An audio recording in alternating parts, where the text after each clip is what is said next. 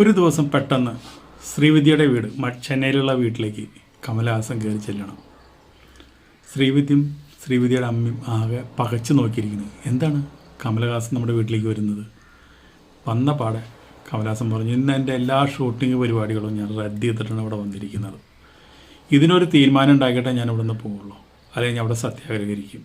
അപ്പോൾ അമ്മ ചോദിച്ചു, എന്താണ് വിഷയം? അമ്മ വെറുതെ അറിയാത്ത പോലെ അഭിനയിക്കണ്ട, ഞാനും ശ്രീവിദ്യയും തമ്മിൽ പ്രേമത്തിലാണെന്ന് അമ്മയ്ക്കറിയാം. അമ്മ എന്നിട്ട് അതിനെതിരെ നിന്നു എന്നും ഞാൻ അറിഞ്ഞു. പക്ഷേ ഇന്ന് എനിക്ക് രണ്ടാലൊന്നും അറിയണം. എനിക്ക് ശ്രീവിദ്യയെ കല്യാണം കഴിക്കണം. ഞങ്ങൾ പ്രേമത്തിലാണ്, ഞങ്ങൾക്ക് പിരിയാൻ കഴിയില്ല. ഇനിയിപ്പോൾ അമ്മ ഇതിന് എതിർത്താൽ ശ്രീവിദ്യ എൻ്റെ കൂടെ ഇറങ്ങി വരും.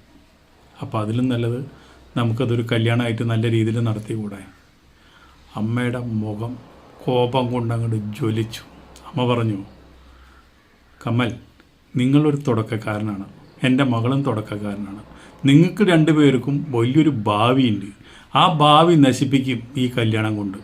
അതുകൊണ്ട് എൻ്റെ മകളെക്കുറിച്ച് എനിക്ക് ഒരുപാട് സ്വപ്നങ്ങളും ഒരുപാട് പ്രതീക്ഷകളുണ്ട്. അതെല്ലാം ഇവിടെ വെച്ച് അസ്തമിക്കും. അപ്പോൾ അതുകൊണ്ട് കല്യാണം കഴിച്ച് തരാൻ പറ്റില്ല. പിന്നെ നിൻ്റെ കൂടെ ഇറങ്ങി വരും എന്നുണ്ടെങ്കിൽ നീ വിളിച്ചു നോക്ക്, വന്നെങ്കിൽ നീ കൊണ്ടുപോക്കോ. അവൾ എൻ്റെ മകളാണ്, ഞാനാണ് അവളെ വളർത്തിയത്. അവൾ നീ വിളിച്ചാൽ വരില്ല. കമലഹാസൻ വിളിച്ചു, ശ്രീവിദ്യ വന്നില്ല. ശ്രീവിദ്യ പറഞ്ഞു, നമുക്കൊരു ത്യാഗം ചെയ്യാം.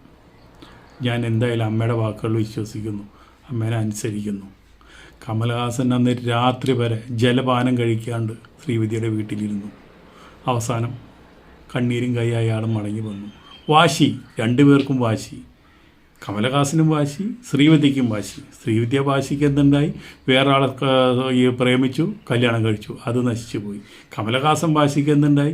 വീണ്ടും ഒരു കല്യാണം കഴിച്ചു, അത് വേണ്ടാന്ന് വെച്ചു, അതിൽ കുട്ടികളുണ്ടായി, അതും വേണ്ടാന്ന് വെച്ചു, വീണ്ടും കല്യാണം കഴിച്ചു. ഇങ്ങനെ കമലഹാസനും വാശി. പിന്നെ ഇവർ ഒരുമിച്ച് അഭിനയിച്ചിട്ടില്ല.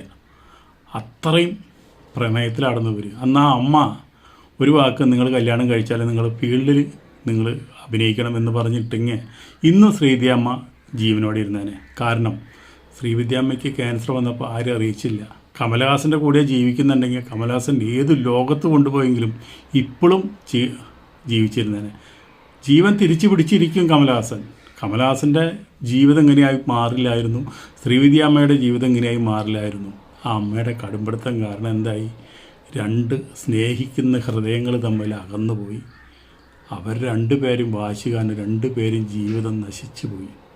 വിദ്യാമ്മ കഷ്ടപ്പെട്ടിടം അവസാന കാലത്ത് മരിച്ചത്.